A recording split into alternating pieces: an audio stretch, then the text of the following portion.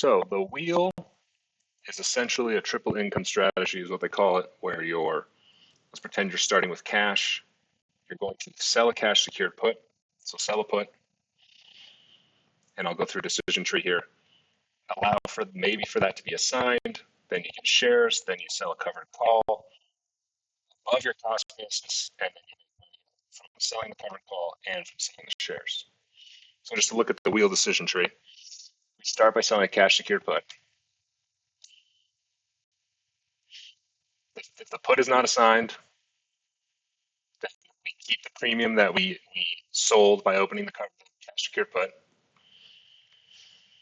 And so the contract expires, your collateral is released. If you're in a broker that requires the full collateral of cash secured, it's a strike price times 100, and then you keep the premium that you received to open that contract. If that happens, you then can go back and sell cash secured put in the same company again, or pick a new company, whatever you want to do. Now, if your put is assigned, you now own the stock. Your collateral goes into the purchase, assuming you have a full cash secured. You then keep the premium, which effectively reduces your cost basis. So if you have a $100 stock and you sold a cash secured put to receive $2 in premium, $200 though full, your new cost basis is $98 per share. It's $100 minus premium received. Now, let's say your put is assigned on a stock and the stock has dropped. Well, you may not want to open a covered call immediately. Why don't you want to? Because maybe you want to own the stock long term and don't want to capture gains. Another reason is, let's use the $100 example. If the stock dropped down to $80, let's say, and you will not be able to sell a covered call above your cost basis and allow it to be profitable. So you might just sit on those shares and wait for it to be profitable to sell a covered call on those shares. If this happens, you could also sell more cash secured puts to lower your cost basis if you wanted to. Let's pretend that you get assigned and the price rebounds, you can sell a covered call. So you sell the covered call. If that call is not assigned, it's the put not being assigned, your collateral, which is your shares, are released. You keep the premium that you receive when you open the covered call. If your call is assigned, you sell the stock at the strike price you agreed to, you still keep that premium, and then you can rinse and repeat. You can go back to the same ticker, sell a cash secured put, keep going. And let's use numbers in this next one. So let's say you sell a cash secured put at a $90 strike for $2 in contract premium. All these numbers are going to be multiplied by 100, as we already know. You receive $200 the day you open this. Your brokerage, assuming it's Robinhood or someone like that, is going to hold $9,000 as collateral. If you have a margin account, that's not exact. Let's say the put is assigned, then you now own 100 shares of XYZ at $90. The collateral of $9,000 is used to purchase the shares. You keep the premium of $200. But your stock cost basis is reduced by $2. So instead of $90 cost basis, you really have an $88 cost basis. You sell a covered call at $110 for $2 in premium now. You receive $200 in contract premium the day you opened it, and then your 100 shares of XYZ are held by the broker. Like your call is assigned, you sold the stock, you receive the sale proceeds of $11,000, 110 times 100, you keep the premium of $200. So in this instance, in this example, you made $1,400 in total on this trade because you received $200 to open the cash secured put, you received $200 to open the covered call, and then you received another $2,000 to sell the shares. So I'm sorry, you made $2,400 on this trade.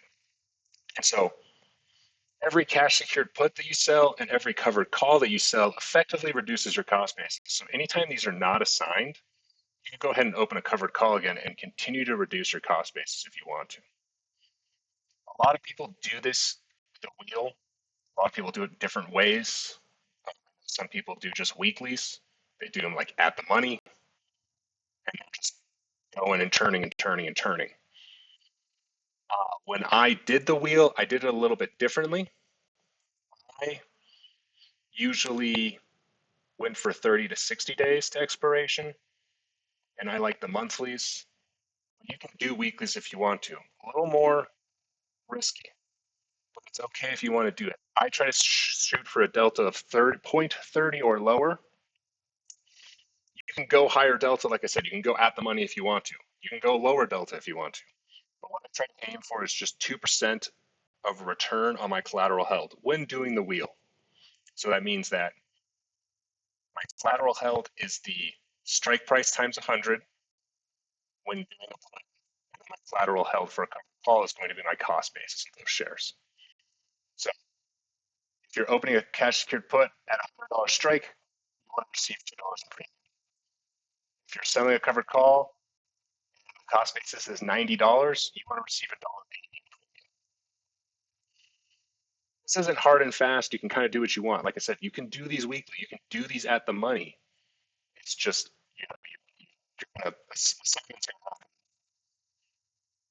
I don't like about this is, let's say the stock drops, assuming you pick a ticker that's going to recover, eventually it will recover, but you can sit on shares for a long time, which is not ideal. So when opening these trades, we want to look for tight bid-ask spread. We want to look for a healthy amount of volume and open interest. I usually trade monthly expirations, third Friday of every month. The wheel, there's nothing wrong with the wheel. It's a very safe strategy, I'd say, conservative strategy. There's definitely better ways to generate income than the wheel, but it's nothing wrong with it. I mean, especially like in an IRA account. I personally don't usually go to expiration. I really want to own the shares and I can't get out of the shares because I can't roll everything. I will roll early. I know some people who just take everything to expiration and they either buy the shares if they expire, if it's a put, or they sell the shares if it's a covered call. Yeah, it's kind of each its own act. There's nothing wrong with doing them either way. It's kind of nice because it is flexible. Like I said, not my favorite strategy, but if you have like an IRA or something where you want to just kind of generate some income, maybe don't pay attention to it very much, you can always open and not pay attention and check it at expiration, see what happened. That's kind of all I had planned for the wheel. I might want to answer questions and everything. So, but if there is there questions regarding the wheel or anything I just said, because I did speak pretty quickly. So if anyone has clarity or wants clarity, please ask away. Oh, thanks for joining. Hello there. He's a big Billy, and hello, Jay Loco. We were talking about the wheel, just driving off questions. Okay, good that it's clear. I felt like I talked quickly.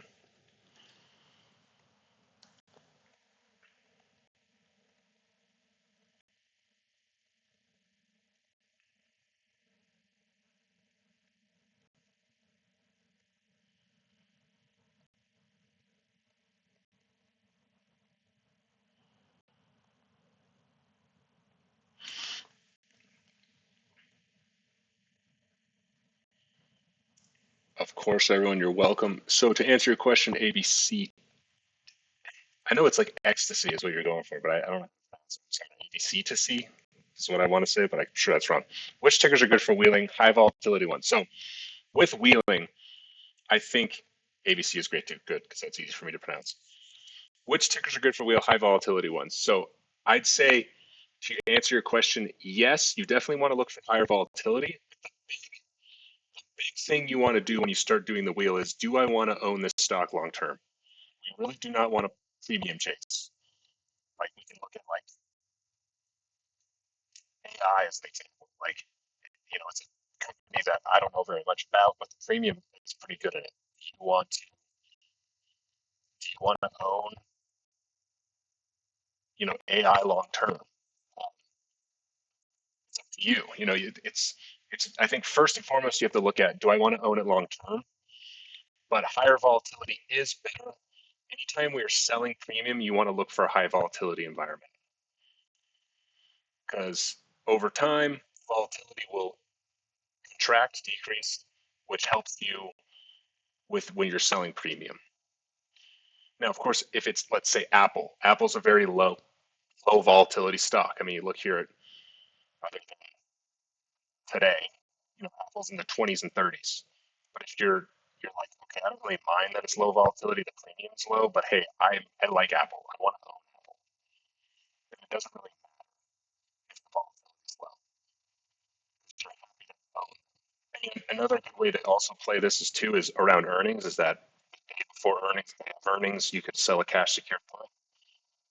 If it gets assigned, it gets assigned, and then you own the shares. Does that answer your question, ABC? Do you think it's a good idea to implement it during the earnings, or should we avoid? Yes. Good, ABC. So, yeah, so I think it depends on how much you like the stock. I try my best to kind of avoid earnings unless it's like, hey, I want to own this. The premium is going to be higher. I'm happy with taking these shares, then I may do it during earnings.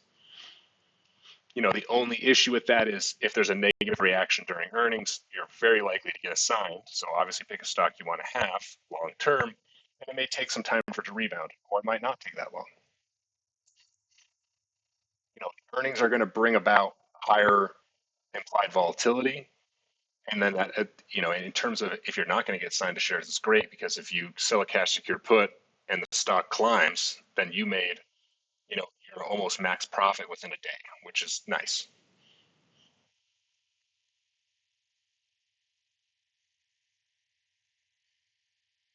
Yeah, I think, glad that makes sense. I think, earnings can be used as a way to kind of accelerate it.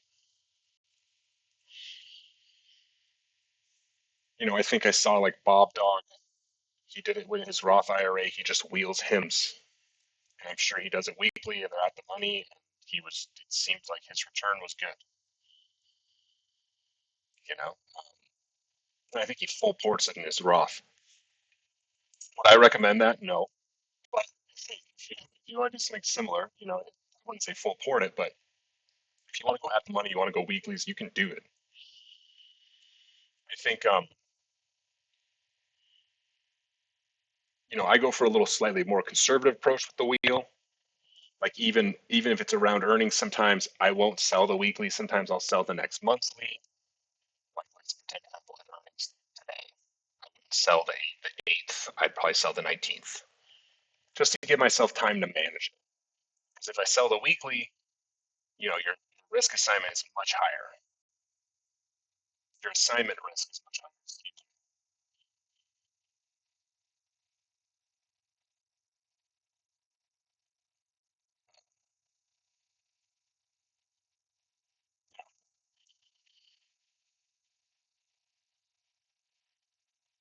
The wheels, pretty, yeah, it's a pretty simple one. I don't know if there's more questions there or more clarity of something I'm missing. I think first and foremost, you have to, if you're going to sell a cash security, if you're going to start this, make sure it's a ticker you want to own. And then in terms of flipping them for the covered call aspect, make sure you really want to sell those shares.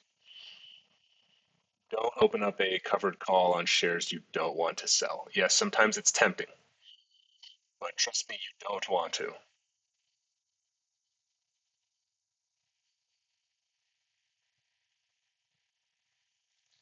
Let's see. Well, if there's more questions about the wheel, throw them at me. If there's questions about something else, if you're like, hey, you opened this trade, what the hell does that mean? Here's a ticker I like. My assumption is this. I have this much buying power. What would you do? That's a good question.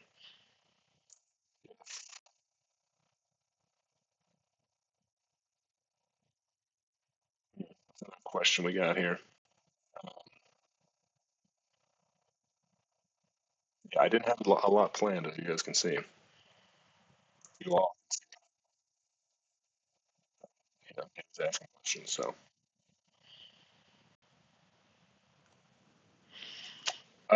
yes. So, David, And for this question, so David, do you prefer cheap stocks or expensive ones? For example, Bull and Meta. Is that for the wheel or is that for in general?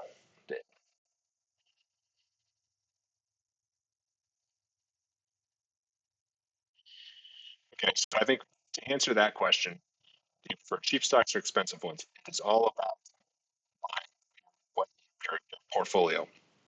You know, you look at Bull. Bull is a $15 stock. So if I'm going to sell cash secured puts to start on Bull,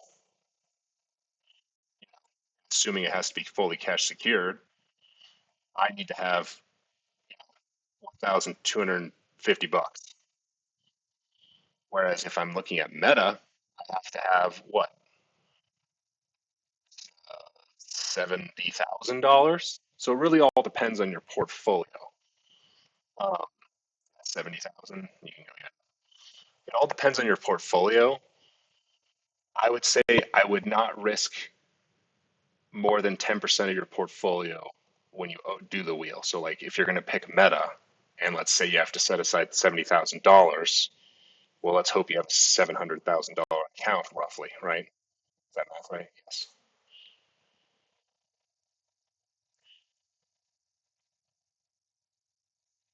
So I'd say to answer your question, it depends. I'd probably would lean towards the cheaper stock over or maybe a median in between these two because the more entries you have, the better for your success rate.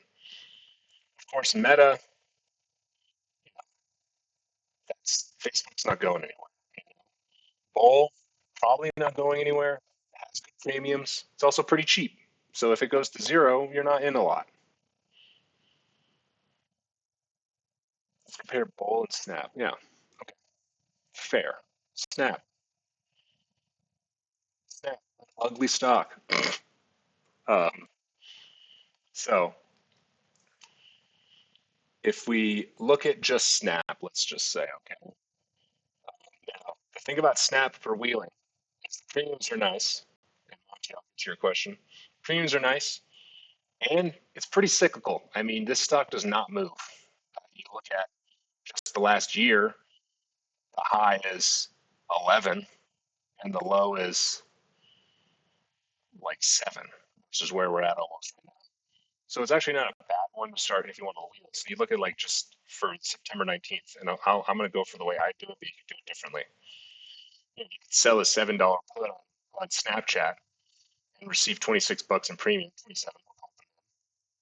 27 in premium. That's about 3%.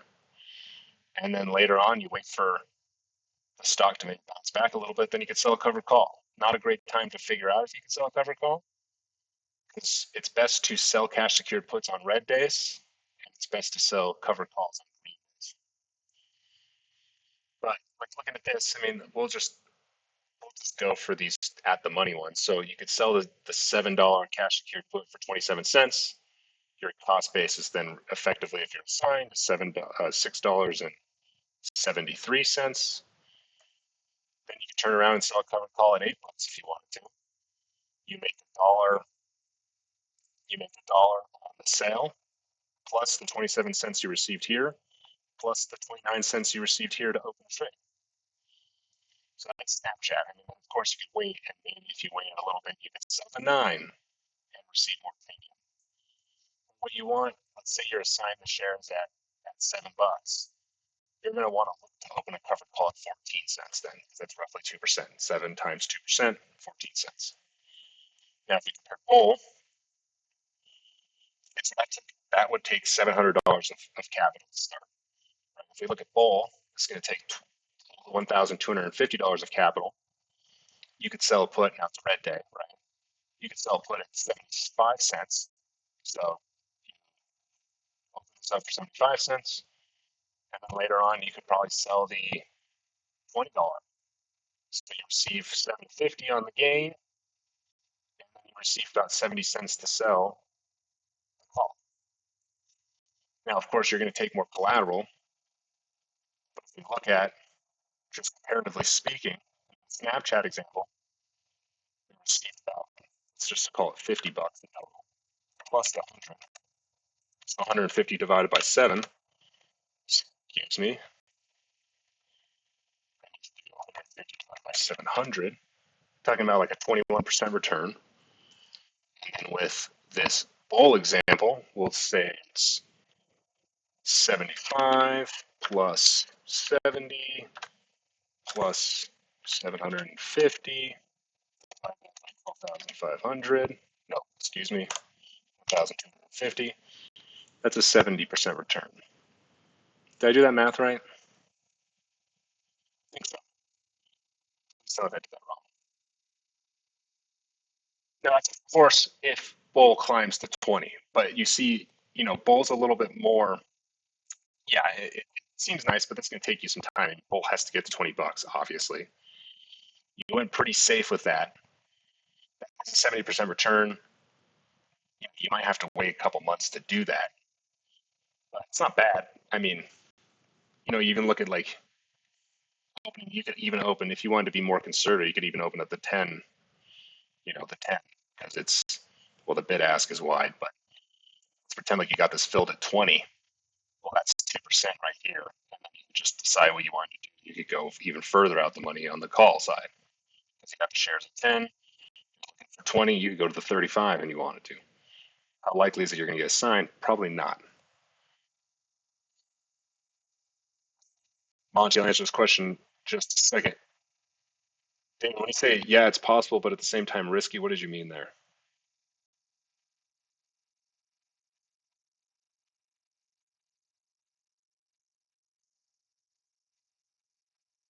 Oh, the 70% is risky? Okay. Yeah, you can explain it later. So, Monty, I'll go back to plug, but before you say, how do you choose an expiration date? I personally, you can trade weeklies if you want to. You can go ahead and trade weeklies. There's nothing wrong with that. I personally like the monthly expirations, and I choose between 30 and 60 days of expiration.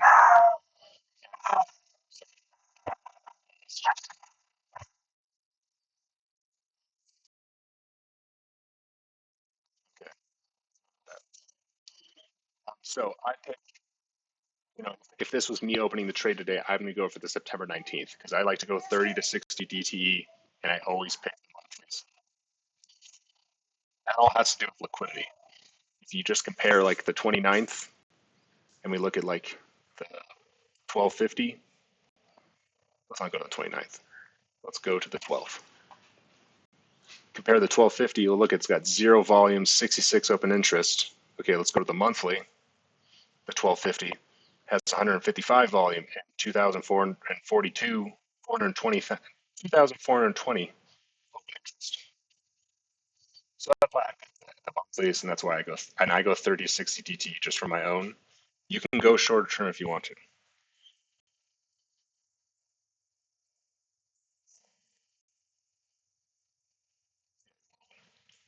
Like I was saying, you might have been a little late, Monty. Some people do these like much shorter term than me, and that's okay.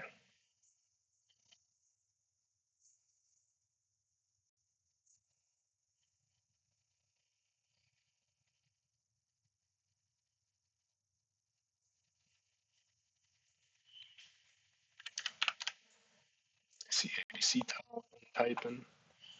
Just pulling up plug because you talked about it there. Well, so ABC, it depends. It depends. I like to have high open interest and good open interest and good volume just from a liquidity standpoint, so that like, I will exit trades early. If it hits 25, 30% in a week, I'm going to exit that trade. If it hits 50% in the lifetime of the trade, I'm going to exit that trade. Do a lot of people do that? No. Some people just hold it and wait till it's assigned. And so in that case, you might not care about open interest. You want to have some open interest, but the whole point is that it's best to manage and close early because your risk reward curve really falls off. Like it's really by about 50% max profit, which is credit received in this case. You're not going to want to sit in the contract. It's not going to be worth that extra 50% for the risk that you're taking.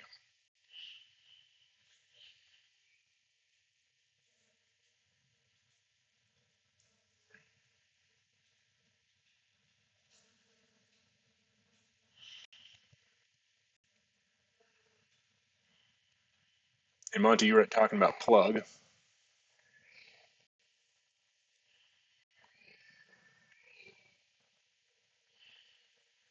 Sorry for.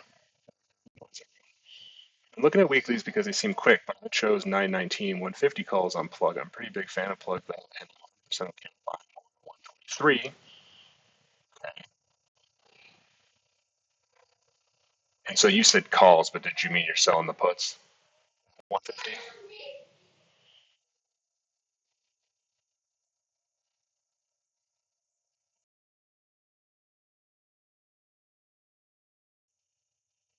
Yeah. So if I opened that like within this time frame, I would have picked. I would, the 41 delta is a little high, but it's a very low. It's not very much. It's a very cheap stock, so you can't really go much lower than the one. If you pick the 150, and then like you just said, 123 is your adjusted cost basis. I think if how many contracts you did, if you really believe in it long term, you might not want to flip them all for covered calls. You might want to only flip a couple for covered calls. But yeah, I mean, hey, nothing wrong with playing around with this one if it's pretty cheap. You got decent liquidity in here. You know,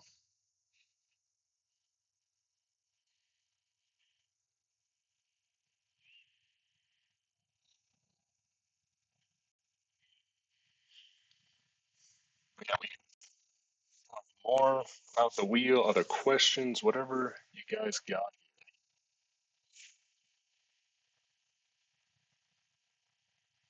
Did not have a ton planned. More.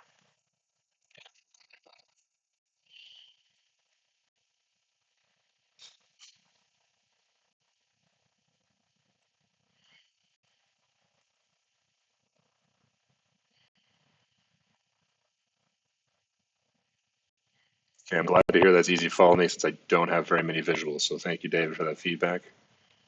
Try my best out here. But yeah, we can talk about more complex stuff than the wheel if anyone wants to. Like I said, if you're like, hey, I don't understand that trade you opened, or can you explain what you did here, or what's a Jade Lizard, or like we talked about, like I have this ticker, I have this much buying power, my bias is directionally neutral, bearish, bullish. What could I do? I'm, we can play around here to do some stuff, or even if you have a trade idea, we can talk about it.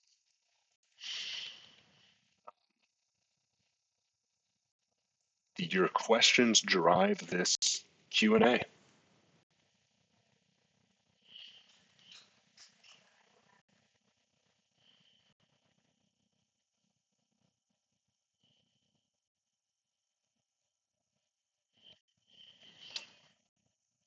LOL. I saw Jade Lizard and had no idea what that meant. Just haven't Googled it yet. But if you want to explain, I'm all ears. I am happy to explain it, Monty. So, Jade Lizard. It sounds complicated. It sounds fancy. It's really not. It's a ridiculous name, I will say that. But I opened this Jade Lizard in Meta. What the heck? What is going on? Sorry, everyone. Just a minute. What is going on with my computer?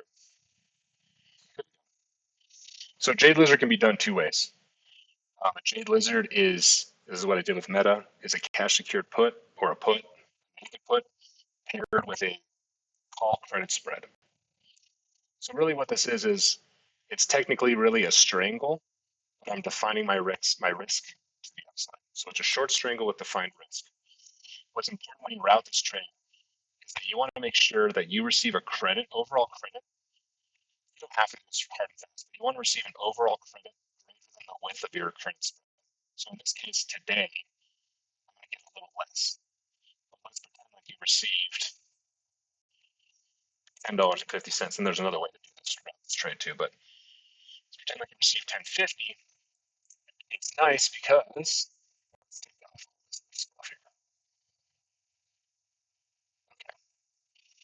So the nice thing about this, the Jade Lizard, is your risk is only to the downside. So if it goes past your break even here, you're going to start to lose money. But in terms of the upside, if it blows past your credit spread, you still walk away with $50 because the width of this is 10. You receive 10.50 to open. I like it when I want to do a strangle, or if I have, yeah, if I want to do a strangle, but I'm nervous about the upside, which is kind of a lot right now. When the bull market calls are getting blown past, especially if I pick a stock that I'm happy with owning. It's like, hey, what? Worst case is I own some Meta. Best case is that we end in the middle here, and then second, pretty okay case is if we blow past my credit spread. The other way to route this trade is to do is to do a covered call or a naked call. I would recommend a covered call. We do a covered call paired with a credit spread. So if you look at this one for an example, let's go. Let's go here. That way your short is just at the expected. So you would sell a covered call, 18 delta, $70 outside the expected move. We can even go, let's go 26. 65, 26 delta, just outside the expected move. And then let's say you don't want to be assigned shares at $42. Well, you can cap your risk here and have a put credit spread on the other end. So same thing as the other trade. We got no risk to the downside. So in this case, since it's a $1 wide and you receive $2.16, you could, if it goes too low, you still walk away with 116 bucks. Ends in the middle, you get the full credit. And obviously you have risk to the upside, but if this is covered, you've picked a strike that you're happy to sell this at. I'd recommend not doing very many naked calls. Be very careful with your naked calls. It's okay to do them though. Just be smart about it. I get nervous naked calls, but that's just me. So yeah, that's the Jade Lizard. Hope that answered that, Monty. And if it didn't, please let me know. Yeah, I like the Jade Lizard a lot. It's a nice one, especially. I'm glad I answered that. I like it because yeah, like I want to sell a strangle maybe, but I'm nervous about the upside. So it's like, okay, well then I can cap my upside and walk away. Thank you for it was new to me, but it was easy to understand the wheel strategy. I thought it would be complicated. Hey, no problem, David. You know what? All of this sounds complicated, but it's really not. That's with options in general. Options are so cool because there is so much that you can do. You don't need to just buy puts and buy calls. You can do very versatile product. You can, define. You don't need to have a stop loss and to take profit. You just define your risk to open it up. But you can still have a stop loss on top if you want. Another video I did last week where I explained a bunch of strategies. Um, yeah, more questions with the wheel, other questions. Whatever you got, whatever you all got. Where can I watch them? Well, I think they're on the Kingdom TV. I can link my YouTube. They're not very edited, just FYI. They're just a raw video that I put up. Ignore all this stuff. There's the link to my YouTube.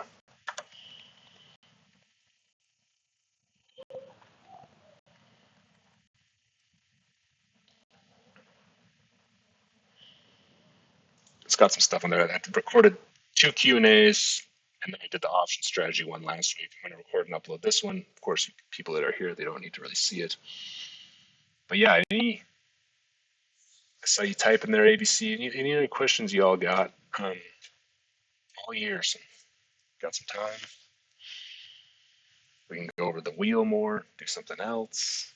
You're welcome, David. No problem.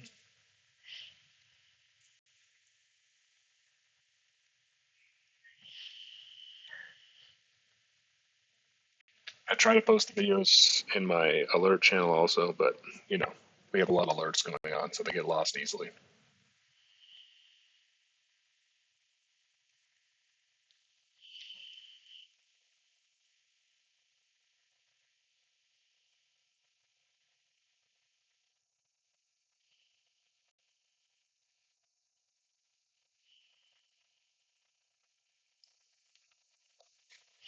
Oh, thanks, David. Yours are special too because you hardly lose. Thank you for sharing your strategies, Prung. This is still very new to me, so I've got to Google learn more about what is shared first. Well, what do you mean, ABC? I mean, hey, don't be shy. I'm okay. I'm okay with repeating myself. Unless there's a bunch of people asking questions, which, as you can see, spoiler alert, not a lot of people asking questions. So I'm here. My time is available.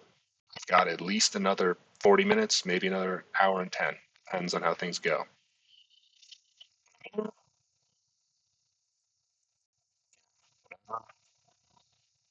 Don't be shy. Don't feel like you have to be prepared before you ask me questions. I can start talking.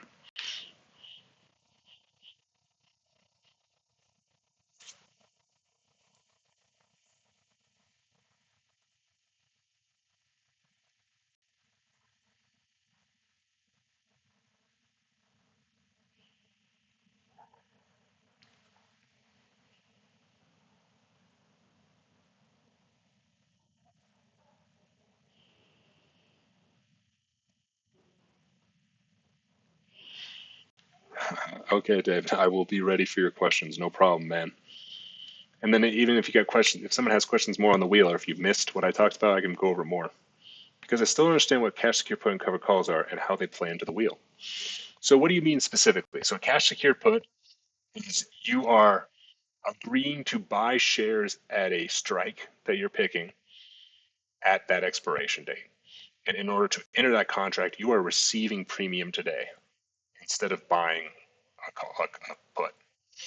And then in terms of a covered call, you're agreeing to sell your shares at a later date at your agreed upon strike price.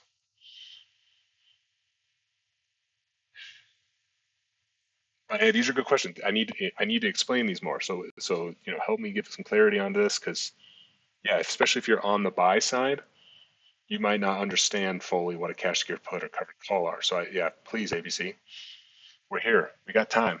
I said spoiler. No one's asking questions. So let's do it.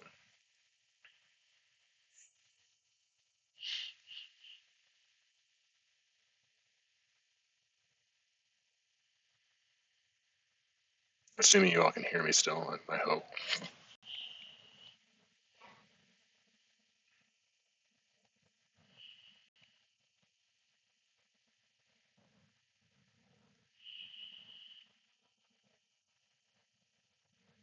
Good. Thank you, Monty. But ABC, I mean, I'm here to help clarify. So don't be shy. Anyone else, don't be shy. I got some time.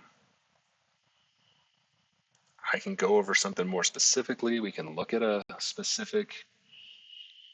We can look at it here. We can talk about cash secured puts, ABC. Um, let's do it. Or I can even look in. If you need me to look in Robinhood too, I can open up Robinhood instead of my Tasty Trade here. If Robinhood's more, yes, I can. Are you okay with looking in this platform, or would you rather look in Robinhood? ABC.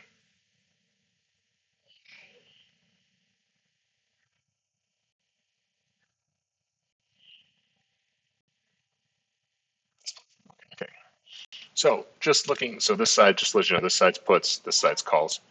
But if we sell, let's go for, let's look at the 40. So if I pick a $40 strike here and I sell a put, what happens is, well, who's your broker? See,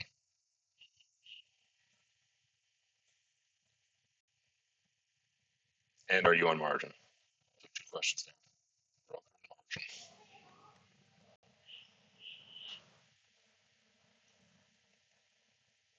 Okay, so your IBK are cash. They probably are cash secured. So we'll act as if it's cash secured. Okay, so let's look at HIMS here. All right, you decide to, hey, you know what? I'd be happy buying HIMS at $40 later on. So you sell a put at $40, strike. What happens is your IBKR Internet and Interactive Brokers is going to take $4,000, 40 times 100. It's going to take $4,000, set it aside as collateral.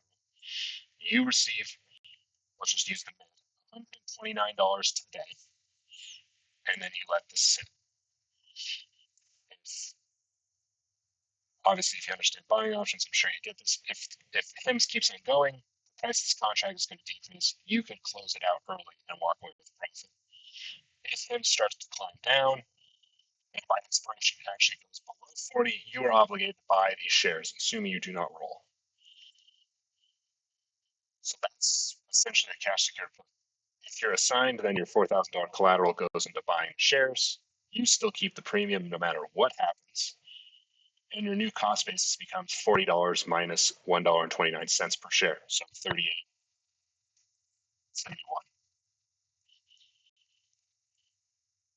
Is that clear on cash secured puts?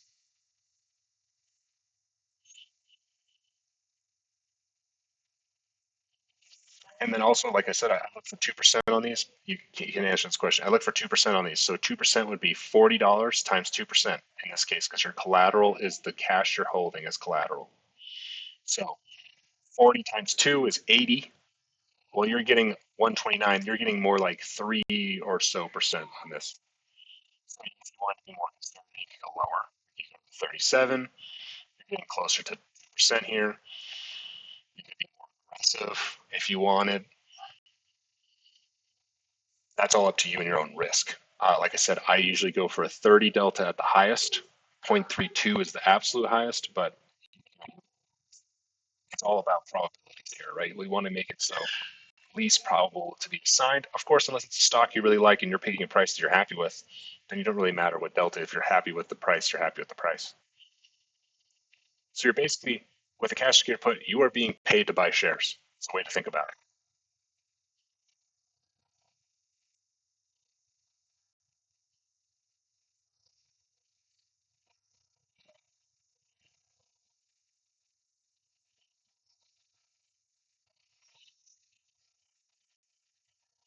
Okay, so that's the cash secured put side. So let's pretend you now own HIMS at 40 bucks, okay? So let's just say it's 40 bucks, you own shares at $40. And now you want to open a covered call. Well, once again, we'll go with the 25 delta, but you can go further out the money if you wanted to. So you own shares at $40. Now you're saying, you know what? I want to sell these shares for $65 at a later date. In order to enter this contract, 100 shares of HIMS are going to be held as collateral. You will receive $1.94 today to open this. That's the trade. So if HIMS keeps going down, you keep the 194 and you keep your shares. If HIMS goes past 65, you leave money on the table, but you sell your shares at a $25 per share gain, receive this credit. That's and then once again, like I look for 2%. So in this case, let's say your shares were assigned at 40 bucks. Once again, your 2% is 40 times 2, which is 80 cents. So similar to the put, you could go a little more conservative here. This premium's pretty high. You know, it's a good IV rank or good implied volatility. IV rank's a little low, so they're relative to IV only a fourth of the way there, but still a pretty high IV rank or implied volatility, which does help you with premium selling. When you asked about high volatility or not, so it is something it is nice to have. It's good to have on your side. You probably don't want to go much lower than like 25% implied volatility. It's just not going to be good. Good premium. Does that answer the covered call aspect? And does that answer your questions on cash secure puts and covered calls? And CMOD typing also. Good to hear, ABC. Thank you. You usually have a return on collateral percentage. What is that? I've been assuming it's a return on cost, but I don't really know. I've also wondered what POP is. Okay, so yeah, ROC, return on collateral, return on capital. So if it's a debit trade, let's just say buying this and selling this, my return on capital is going to be my debit paid. So let's just say I spend $72 today, I receive 400 later on. I'm going to do 400 minus 72.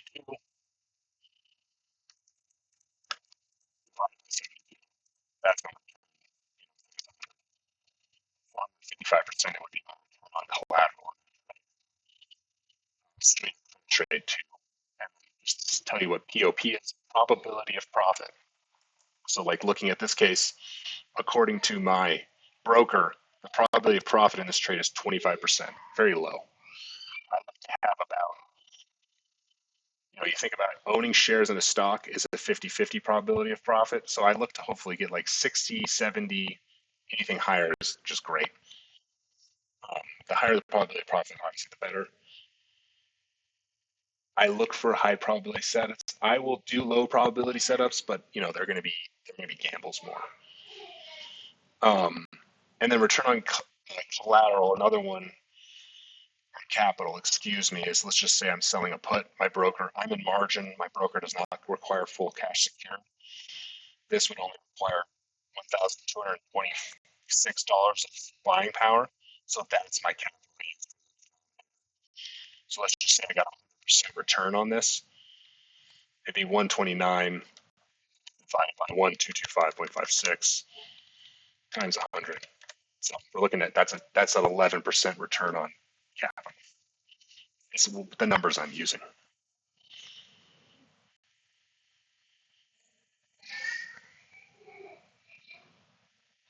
Sorry for the background noise if you guys can hear that. Yeah, you're welcome.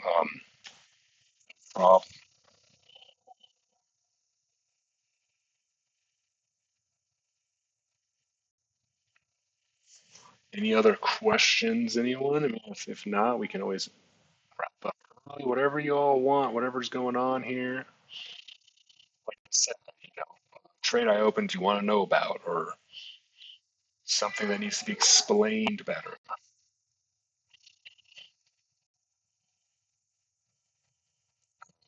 General questions. Nothing. Don't be shy. Answer anything.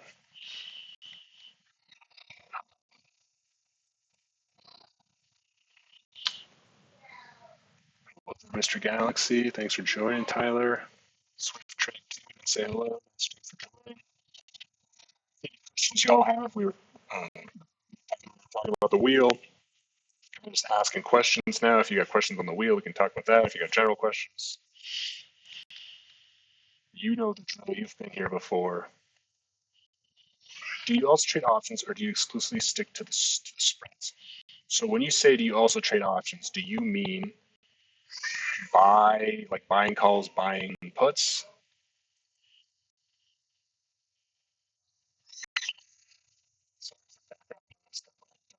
Making noise back there, guys. Sorry.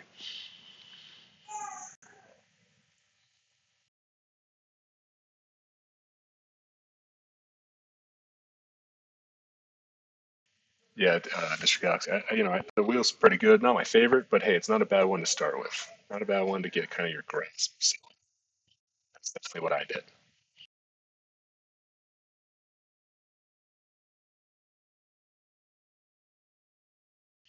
Yeah. So, Monty, to answer your question, do I trade options or exclusively stick to spreads? I would say if I am going to do a debit trade, it's more likely going to be a spread. If I'm going to do a credit trade, it may not be a spread. I may just do a naked put or a cash secured put or a covered call or not a naked call, or a covered call. So those are times where I'm probably not going to do a spread if I just decide, I'm just going to do a put here. Nothing else I like is working well. Or if I have shares of stock, I'm going to sell them. Spreads aren't really looking good. I'll sell myself. But in terms of like buying 45 $400 SDR call, I don't really do those. I'm really bad at setting a stop loss. I'm really bad at managing a trade like that. I always am like hopeful it's going to turn around. So I love doing spreads with my debit trades where it's like, you know what, max amount I can lose here is $200, $300. I'm just going to let it go. Yes, I know when you buy a call and stuff, yeah, you could see as your max loss, but it's just like it's a 50-50 shot. And that's the case sometimes in some debit trades, but some debit trades it's not a 50-50 shot. It's kind of nice to do the spread. I just prefer the spread. I'm if I buy a call by itself, I'm going to be like stressing out over it. If I do a debit call diagonal, I'm not going to be stressing out as much. Like, hey, it works out, it'll work out. I'll let it sit for a while. Sometimes I do stress out before.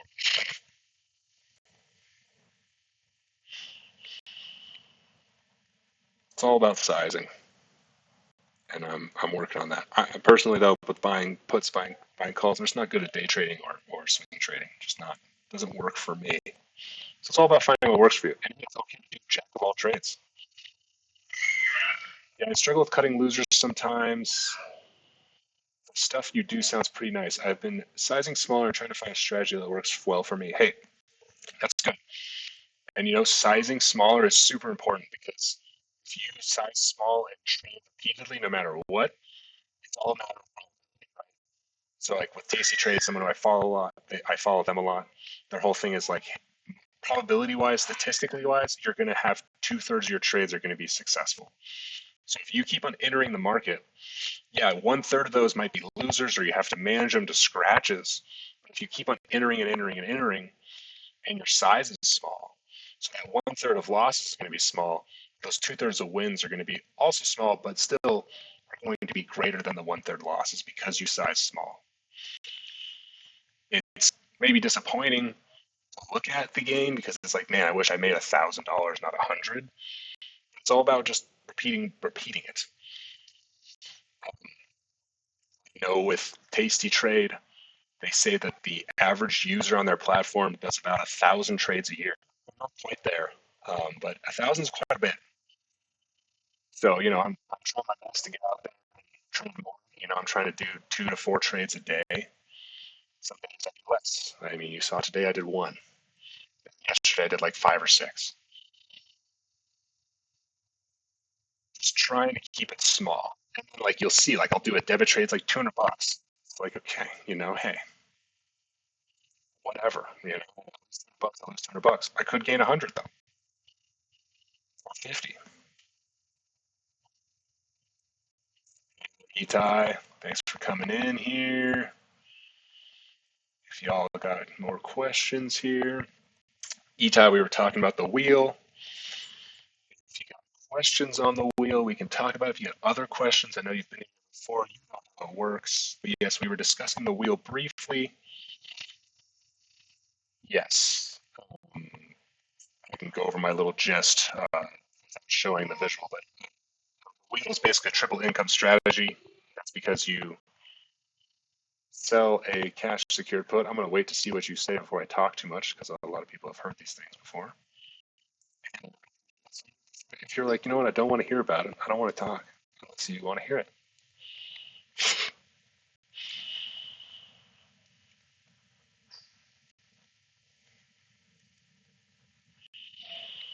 But yes, everyone, questions, questions, questions. Give me those questions. I'm here for questions. That's what I live for. Maybe like a concise version, just so it doesn't make you repeat the same thing like 5 times every time someone comes on. Hey, no problem. Basically, the wheel is a triple income strategy. So you're going to sell a cash secured put, receive premium to open up that trade. Let's assume your put is assigned. You then sell a covered call on those shares, receive a premium for that. Let's say the call is assigned. You then receive the gain of $2,000, 110 minus 90, plus the $400 you receive for the put and the covered call, and then you rinse and repeat. Of course, the put could not be assigned or the call could not be assigned, but you just keep going. You could pick the same ticker and rinse and repeat. You could pick a new ticker and rinse and repeat. It's up to you. And then, like I was saying to everyone else here, like you don't want to risk more than at max 10% of your portfolio on doing a ticker of the wheel. You could do 5 to 10. Want to play air on the side of 5.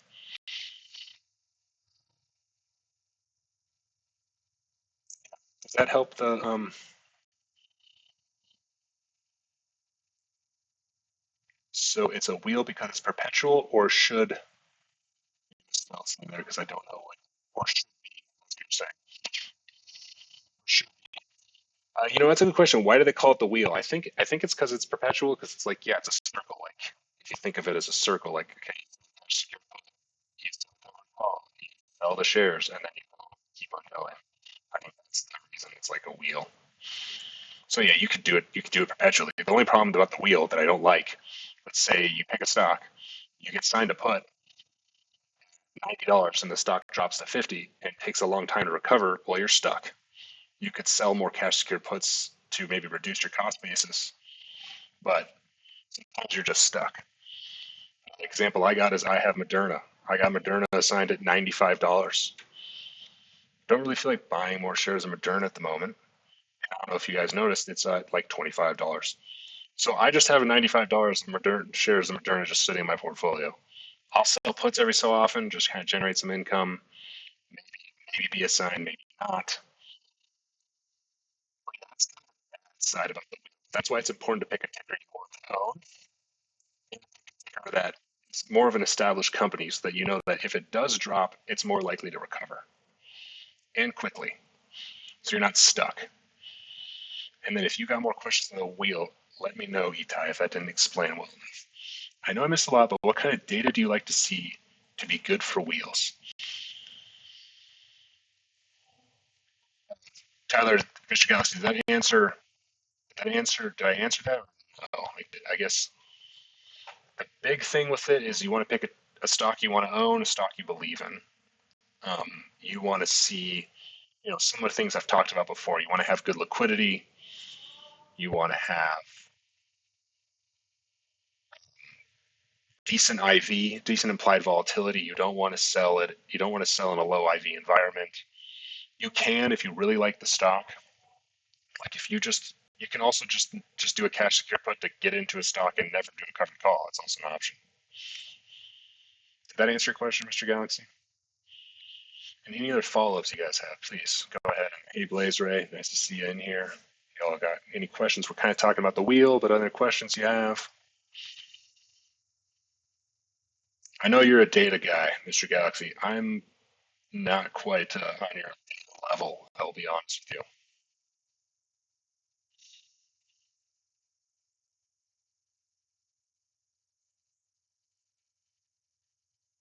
I have to learn about your data.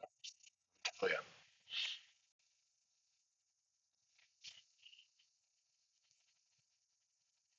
You've been doing the wheel on Rivian successfully. Hey, that's good. Yeah, they kind of trade in a range, right? I own shares of Rivian. I do nothing with them just because I want to hold them. I don't really want to get stuck in comfort calls. Rivian is a good one because it's in a range. So Rivian, as we see, I mean, other than the 17, it's pretty low. It's down to the tens. Goes up to 14. It's pretty range bound. It's not a bad choice for the wheel. Good implied volatility, I think, on this. Now it's negative. I think it's just happened. But yeah, volume. Yeah, 60s. It's not bad. Said it's a good one. You haven't had much else. I mean, I know some people do Snap. If you want to hold Snap long term, probably. What's another good one? I mean, Oscar could be a good one to do it on. Rocket Lab could be, but at the same time, you're really going to lose that on that upside. There's a few of them. Yeah, it's very range bound. I just watch IV and let it get to the high point and repeat. Although I missed the last one, so waiting until the next high point to sell again. Hey, that's a good one. That's a fair point. Yeah, I need to. I've got a few shares of Rivian. I think I need to do something with some of them. I'd like to keep some of them for the upside because I think Rivian could be pretty big. But I have a lot in EV, so Itai, I actually have a different question. Not that I'm going to do this, just to pick your brain to see what your analysis is. If you have a smaller point, 1 to 5K, and you want to sell risky but profitable contracts, what would you usually look for that's more risky but still isn't degen zone? It's a good question. Do you have a ticker, Itai, or that's just the general question? Like, what you look for? Is that in terms of a wheeling or in terms of just selling premium?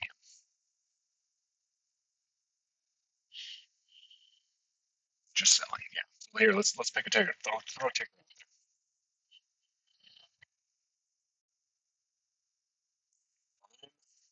Yeah, I'm not.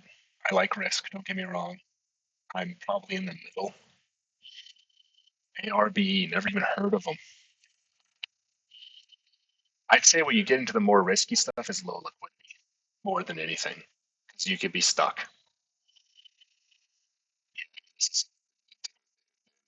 Talk about low liquidity. Let's look at this thing. Oh my god, hardly any liquidity in this thing. So, like this is one I would tell you do not sell options on.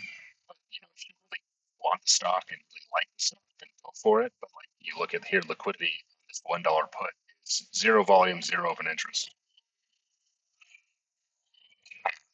So Israeli, it's just going to be smaller. Yeah, maybe a bad example. I mean, like Mr. Gillis says, as long as it has options. If you're like, hey, you know what? I just want to buy this, and I'm happy to buy it for $1 later on. Go for it. I don't love that there's no bid, but if you want to do it, but you're gonna be if you let's say this gets filled, you're gonna be stuck in this. You're not gonna get out early. There's no way. Zero volume, zero open interest. I mean, do you want to look at like Snapchat, Ethan, TMC, the metals company? I've heard this ticker, but I've never traded it. It's volatile. Yeah. So yeah, you got good. You got good. You got good. You got good open interest in liquidity here. So when you say you want risky but profitable, but not too degen. I guess, like, are you talking about you want to sell puts? You want to do spreads? Like, what's your thought here? Because like if you were like, hey, you know what, I want to own TMC, you could just sell cash secure puts at this 31 delta, risky, little not risky, but a little closer to the delta than I love to see. But if you're like, hey, I want to own this at $5, I can get $57 today. Why not? You know, I would say that this is not what I would open, but if you're bullish, want to own the stock, own it, it's kind of somewhere that's I think follows the strategy. I go for monthlies.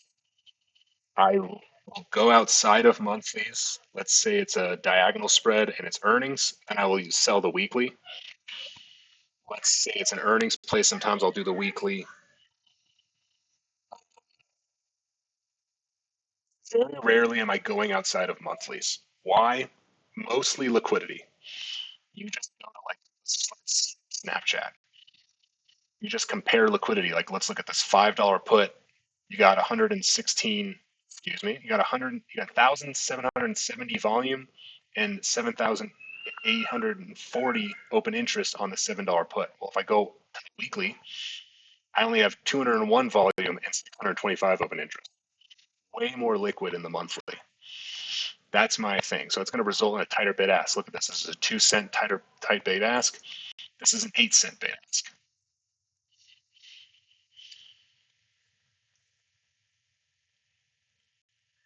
Yes. Did I answer the monthly expiration question for you both? Because that's why I do it. Yeah, it's seriously, it's all about liquidity. I want to be able to have a higher probability of exiting early. So I want to see people buying and selling. If you look at, like, I think Carly was talking about how like institutions they only trade monthlies. So that's where the liquidity is going to be. Yeah, what we get to probably, like, if you look at Snapchat, you go to the week this week. Well, that's not going to be a good example. Let's go to next week. Well, it's a monthly. It's going to be a bad time to look at this, but well, this works. So like you see the 22nd. It's a weekly, but it's closer to expiration. You're getting good volume and open interest here. But I want to go further out. I want to go 3060 DTE. I'm sorry, Itai, I got distracted from TMC. I'll circle back in just a second. Especially when selling options, right? Because later you need to buy it back. Yes, I would say, Mr. Galaxy, terms of selling, but even other spreads, you're not looking for expiration. You're looking to close early, so you want to be able to have a higher probability and likelihood that you can close early. You don't want to be stuck in something because there's no one buying or selling it. Then that's a bummer. Like it could be a winner, but you're stuck. Now, of course, if you want to hold till expiration, maybe you don't care as much. So, Itai, sorry to circle back to TMC. That is my bad. But so we look at TMC. You know, in terms of risk, you got good liquidity. So 4 stars means high liquidity and tasty trade. So good liquidity here. I like that. Yes, earnings are coming up. I'd say like, okay, you're saying like, what's a risky play but not degen? Let's say I want to buy TMC. Well, instead of going to September 19th, I'll go to August 15th since it's the week of earnings. I'll sell, I'll put closer, whatever delta I want to pick. You could go, let's go to the 5. You could do this 5 delta, or excuse me, this 5 strike, 24 delta. You could even go to the 41 if you wanted to. Yeah, it's close. It's riskier because it's an earnings play because they could drop below 5 and then you're assigned the shares at 5. But like this is a way to be slightly more risky, get more premium because the implied volatility is going to be higher because of earnings. If you look here, the implied volatility is 141, and these other ones are like 120s, 130s. So that's a way to kind of be a little more risky, quote unquote. But really, you're just being paid to buy shares. So if you're bullish in the company long term, you just want to buy the shares and hold it.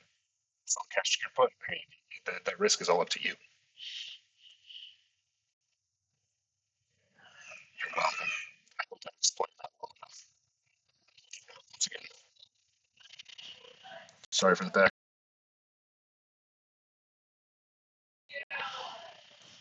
Got my daughter and such making noise. Yeah. So,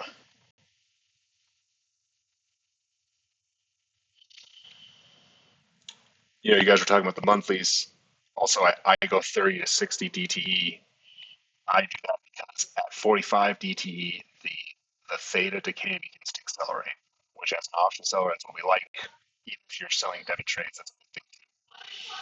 So a lot of times on debit trades, there is a selling aspect to them. So at 45 DTE, theta's kicking in, the decay is quicker. That's what we like to see.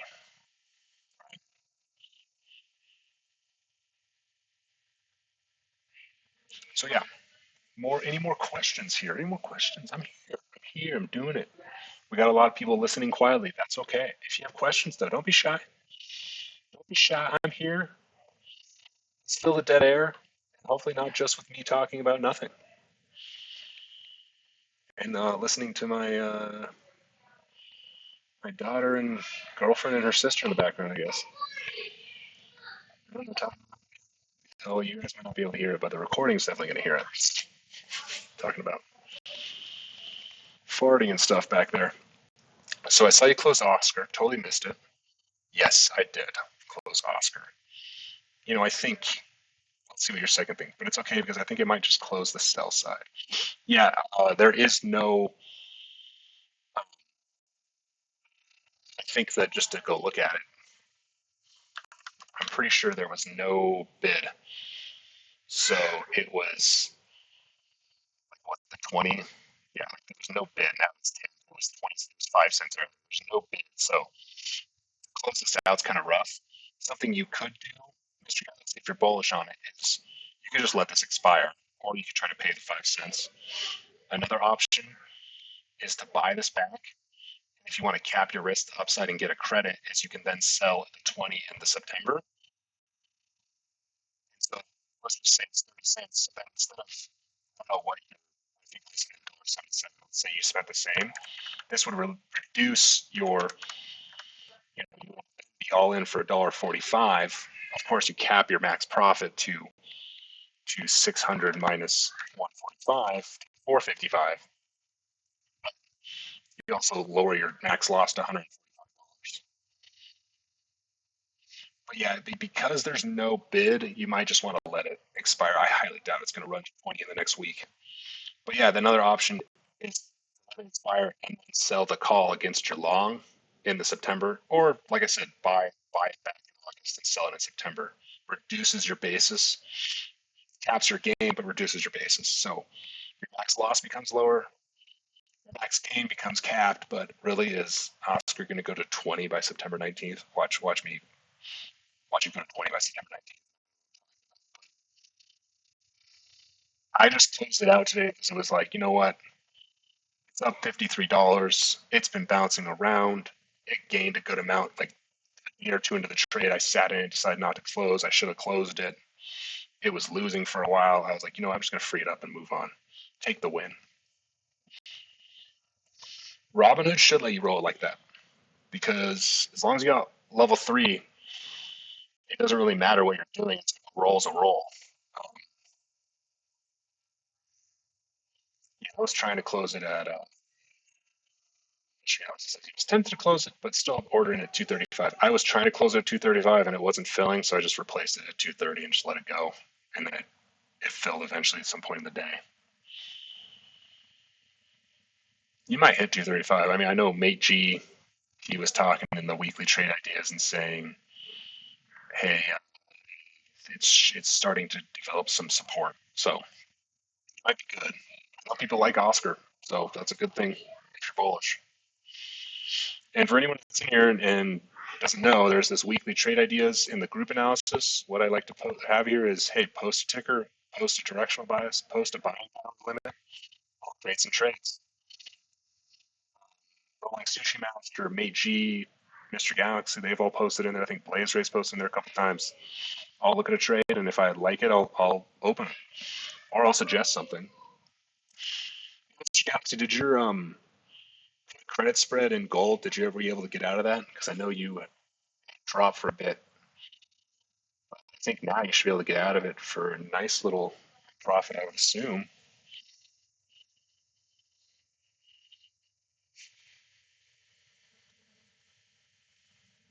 And Monty, type in please.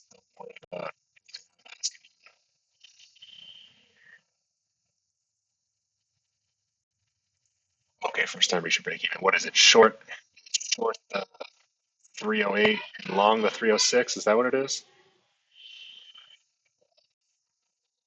90% at one point. Yeah, it was pretty rough down there. Yeah. Gold's doing pretty good. I'd say obviously if you hit 50%, close it out. Or if you hit like $20 and you're like, you know what, I don't think I don't think it should sit for too long, but I don't know. But yeah, you probably opened it around 67 cents. So, up to you. Max loss is $1.33.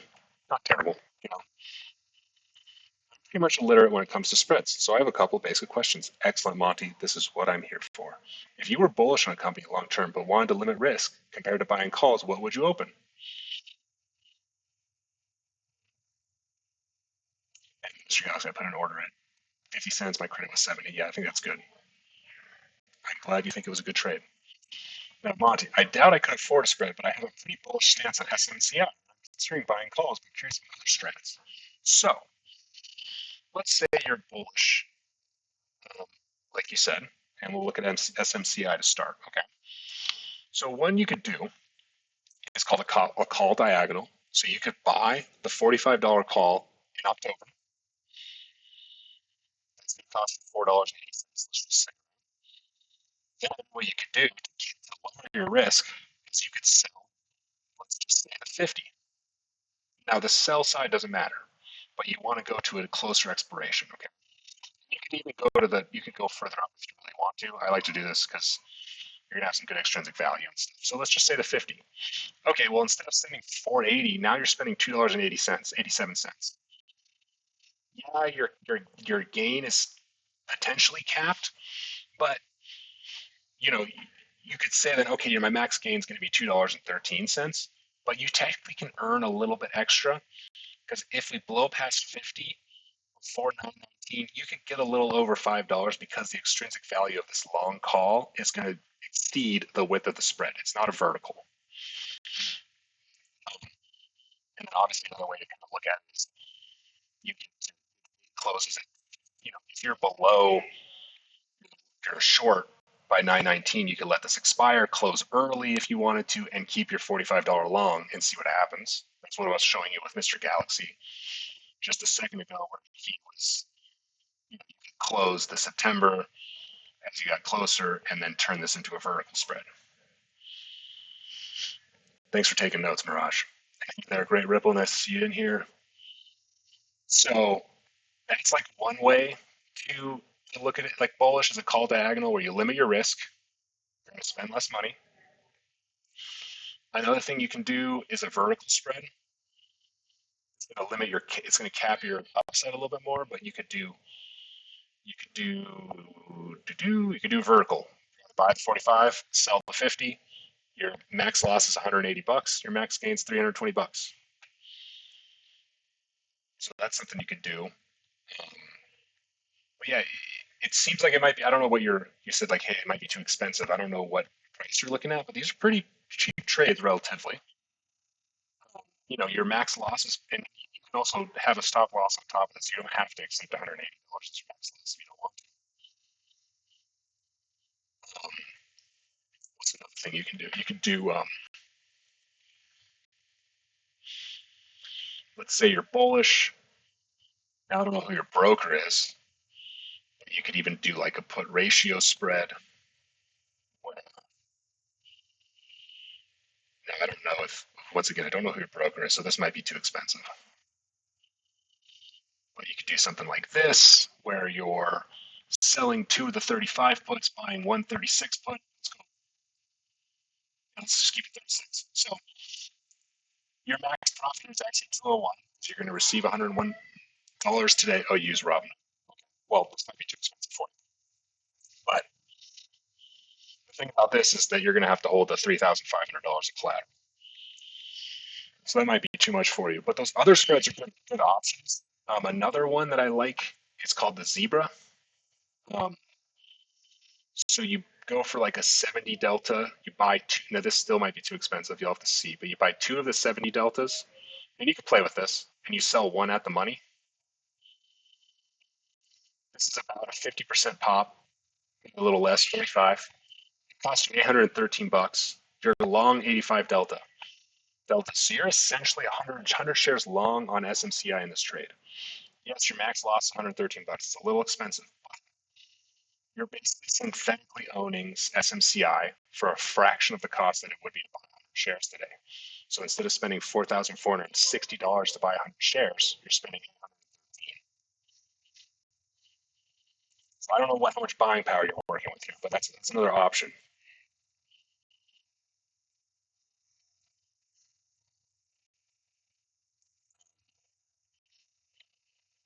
Hey, Mirage, I see, thanks for joining. You're taking notes. If you got questions, throw them up. Yeah, no problem, Monty. And hey, if you want to talk in the weekly trade ideas here on a group analysis, feel free during the week. Throw it in there. Be like, hey, you know what? Going back to this SMCI, I have this much money. I'm bullish. What would you do? I kind of like the call diagonals. Deep. You can get a couple $100, move on. Your risk is, you cap your risk pretty nicely on those. Everyone. But yeah, anyone else? Swift Trade, Blaze Ray, great Ripple. If you have questions, I might pop in some questions of the limited risk. Sounds great. Yeah, hey, no problem. It's down here in the analysis. Weekly trade ideas. Please post them. Like I said, I'm trying to go for 2 to 4 trades a day. So hey, help me out. I might follow it. I might not. I joined super late, so I apologize. I will go back and rewatch if it's recorded. I did record it, but do you have any general questions about the wheel? Because we were talking about the wheel to begin with, or in general questions in general. Hey, general questions in general. I got about 30 more minutes. Of course, we can end early. But the questions are what is driving it at this point. I have nothing planned other than the wheel in the beginning. And I did post my YouTube channel up here a little bit. I can post it again for anyone who wants to watch old recordings, or this one, which will be posted eventually. So there's that. And I'll post in the Kingdom TV and stuff. What do you prefer, wheel or diagonal, and which is easier to execute for beginners? That's a good question. I'd say it has to do with your capital more than anything. I do not like the wheel very much. That's just me. A diagonal is nice because it's just a low amount of risk. You can get in and out pretty quick. So it's really all about capital in that to answer that question. And which one's easier to execute for beginners? I'd say the thing about the wheel that I like is that it gives you a good grasp of the concepts, but it's not my favorite strategy. I'd rather go with diagonals because you're not going to be assigned shares the same. A diagonal is really more of a directional assumption, with the wheel is kind of just a way to generate income.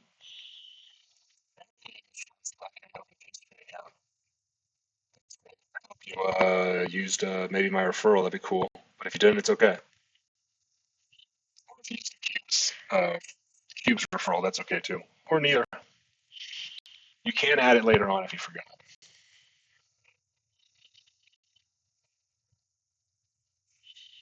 Mirage, give me 1,000 coins. Thank you, sir. 10,000. Excuse me. That's very nice of you.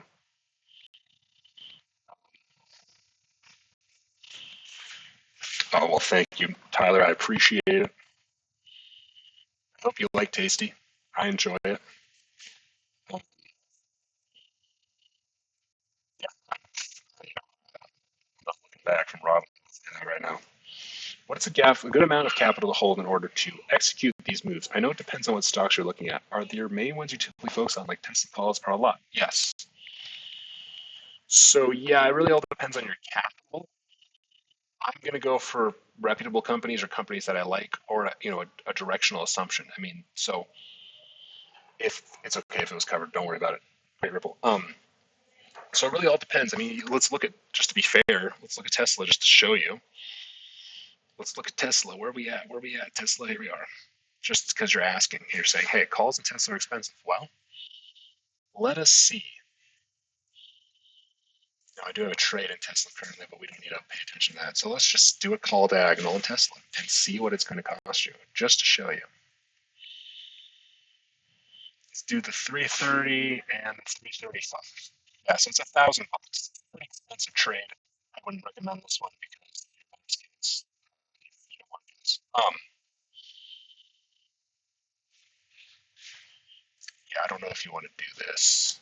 Yeah, so Tesla's not a good example. I'd say you want to pick companies that are reputable, companies you like. It's definitely, it also depends. Like, when you're opening a diagonal, you want to make sure the IP environment's relatively low. This is one we could look at. I actually was going to open a call diagonal, but I can't.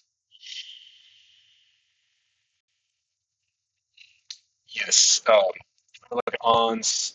Monty, if you go here, I'll just post that here. So go ahead and use the Monty. I appreciate if you do use my referral. If you don't, that's okay.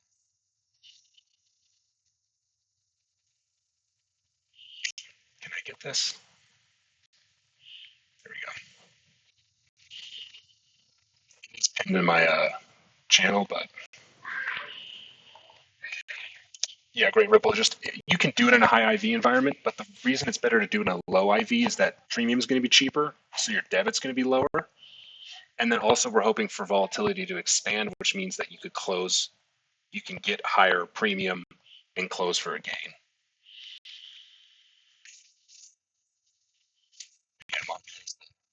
Referral.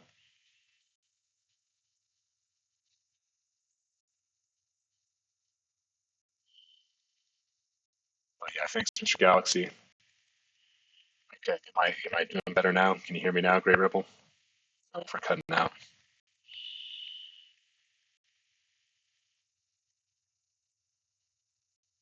Okay. All right, we'll go back to odds. Hey, I can show you, and I can't concentrate anymore. Just wanted to say thank you so much again, everyone. I really appreciate it. AMAs. Good night, everyone. Hey, Itai, good night. Talk to you later, man. Sleep well. It's 1:30. I don't know why you're up so late. But yeah, no problem. Happy to do them. Okay, so let's look at ONS. Now, Yes, IV is high in ons, but just to see, call diagonal. It's going to be cheap because they're cheap stock, right? If you look like a call diagonal in ons, oops, I need to go 550. You're kind of limited on ons here. You got to go way out to December, which is kind of annoying, but yeah. So you can look at ons here. This is not the best one. This was probably better a couple days ago before they jumped. Just being a little slow.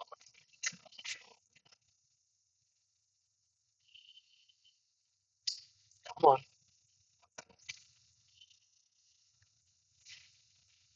It's such a hard time. Sorry. Come on. Okay, well, this is just too small a graph. That's why. Never mind. Don't worry about that. But easy time. So, um, Great Ripple, ABC, you're welcome. Thanks for joining. I answered your questions well. So we look at ons. It's not great for the diagonal just because you don't have very good strikes to play with. But let's just look at this as an example. So you can open this call diagonal where you're buying the December 4 and selling the 550 in September. It's going to cost you 65 bucks. Your max profit is roughly 150. Well, 150 minus 65 is roughly a dollar. Now, of course, if you get past 550, it could actually be worth more than the width of the spread. Just a bonus. Um,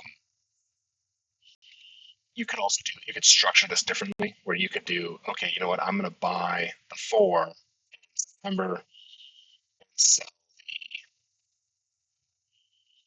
550 in August. A little short term, but this is a similar thing. Okay, 32 bucks, max gains $1.50 minus 32. So I think your original question was, a lot came at me at once here. So in order to, what's the total capital? Not sure looking at what your so I think my the amount of money to hold. I mean, you could do this with any amount of money, right? But I think the thing is that you want to think of your risk as like you want to go for 1 to 10% of your portfolio per trade, probably less, maybe 1 to 5 to be even safer. Technically, I'm not very biased with my tickers, other than I'm going to pick companies that are reputable that I like or see opportunities that are good gains. So if it's a low implied volatility stock, well then I'm going to look for a debit trade more often. If it's a high implied volatility stock, well then I'm probably going to look for a credit trade because IV over time is going to mean revert. Meaning, if it's high implied volatility, it's going to go back to the mean, which is going to decrease. If it's low implied volatility, it's going to go back to the mean, which means it's going to increase. So if you do a credit trade in a high implied volatility environment, the premium is more likely to decrease over time. Therefore, you're able to close out for a gain. If it's a debit trade and implied volatility increases, that helps you because you can get more premium to close the trade, and probably sooner. Doesn't mean that I only do that one for one. I mean, I can maybe pick a high implied volatility stock and have a directional assumption, and then I'll do the call spread, or I'll do the call diagonal, or verticals are another option for, like, you could look at ons and just go like, okay, you know what, I'm going to sell 4, sell the 550. Okay, that's going to cost you 27 bucks. Your max profit's 123 bucks. That's the vertical, very simple one.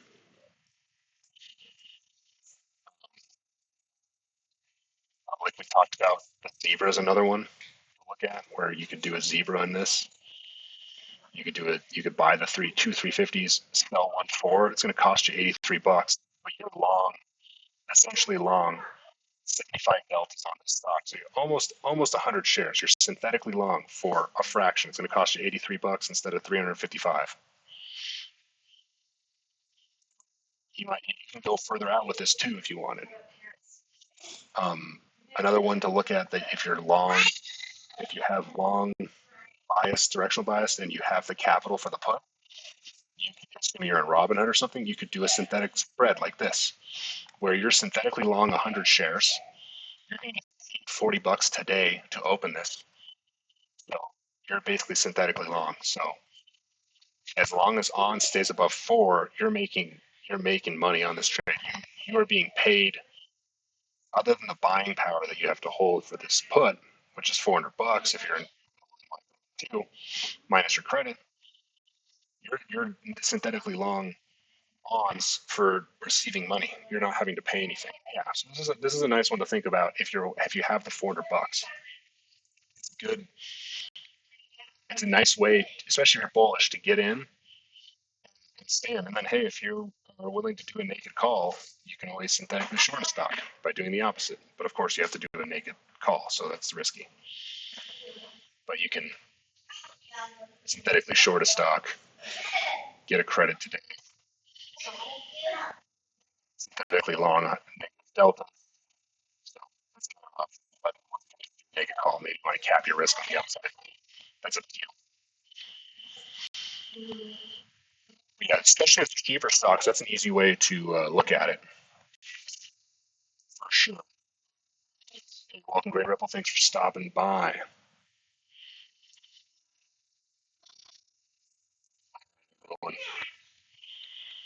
I got about 15 more minutes. So, hey, if anyone's got questions, I'm here. I'm asking Mr. Galaxy, Swift, Blaze Ray, Mirage, Monty, Nat. I'm here for it. You got the questions, we got the answers potentially. About 15 more minutes. Of course, if you're all done, that's okay too.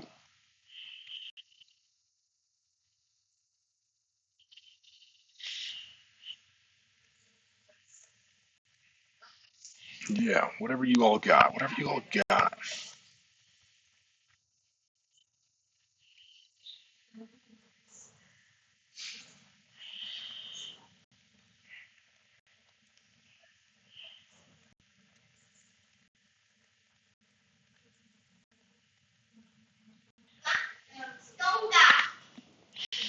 Is that the Taste Trade desktop app? Yes, this is the desktop app, Mr. Galaxy. I don't use the web. I saw the Cube uses the web version, but yeah, I pretty much only use the desktop one. Hey, you're welcome, Nat. No problem. Thanks for coming. Thanks for hanging. Do this all day. Not all day, but you know. Yeah, I recommend the desktop app. I think the web app's not bad, but I really like the desktop app. It definitely takes some getting used to. It's wide of what you can do, and you're a data person, so I bet you could find some good stuff. I think I'm all good. I really appreciate you sharing the knowledge. Hey, no problem, Monty. Thanks for coming. Thanks for asking questions, driving this. But if no one has anything else, we can end now. If someone has stuff, we can keep on talking. Sorry for the background noise. Hey, good weekend too, Nat. Yeah.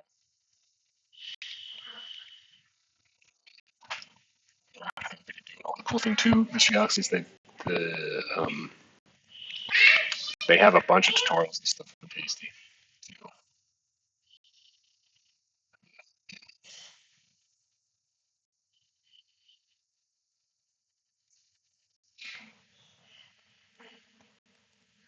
Yes, yes, yes, yes.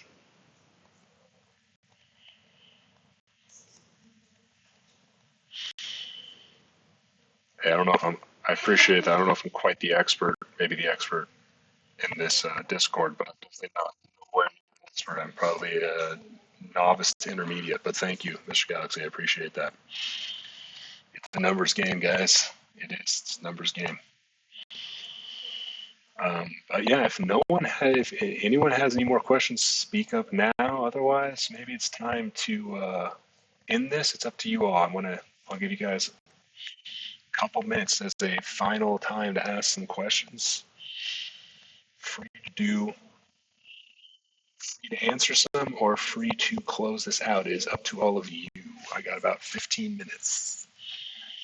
Mirage is typing. Once again, thank you, Mirage, for that tip, because I know you had to use your real money for that. That's very nice.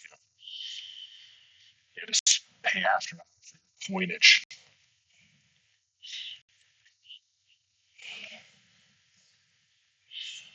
Hey, no problem. You're allowed to listen.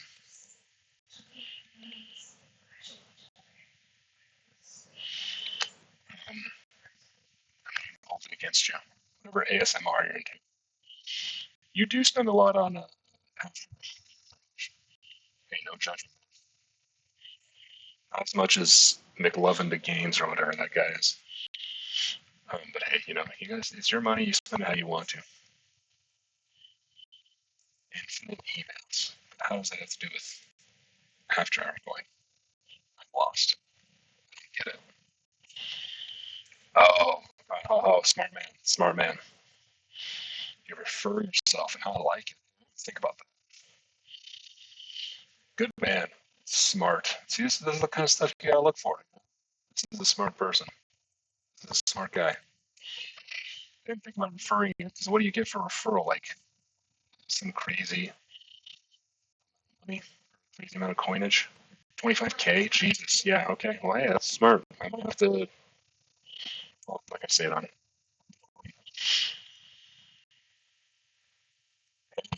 Thanks for the referral. Thanks for using the link, man. I appreciate it. Yeah, you try it out and see. It's a nice platform. I'm happy with it. They don't require you to full as on does, but in a lot of positions you don't have to be fully cash secured. You gotta be careful, make sure you still have maybe the cash to own the stock. But yeah, it's a great platform. I enjoy Tasty. They are, as Cubis said, they're really retail trader focused, which is great. A lot of brokers you don't get that, so it's nice to have support on your team. And they have so much free information, so it's like, hey,